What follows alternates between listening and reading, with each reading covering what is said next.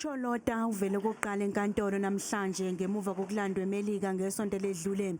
Ubhekene namacala afaka phakathi inkohlakalo kanye nokushushumbisa imali.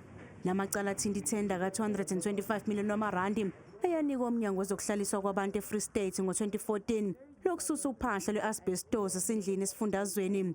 Umbuso uthi uzosiphikisa isicelo seBeyili. The reasons why we are opposing this bail application will be provided tomorrow. Hence, we requested that the matter be remanded to the 13th of August. In order for us to respond to that affidavit, the application, we need to thoroughly peruse the document. Hence, we requested that the matter be remanded for tomorrow. Abameli bakaCholota bathi ukugcinwa kwekhasimende labesitokisini kukunyathela amalungelo alo. Even when I consulted with the client, her concern was, why am I being treated differently? You will have noted, among other things, the submission is about the equality. You will note that most of the guys that were the accused, basically, they've never spent even a single day in prison.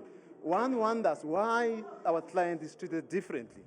Umndeni kaCholota uthi indlela aphethwe ngayo yayinabo ubulungiswa.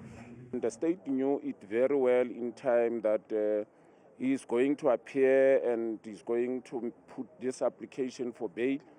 They should have prepared themselves in time. I mean, it has been a long way, 4 months in prison. It's not fair for the justice in South Africa. Ummangalelwa ugcinwe esitokisini.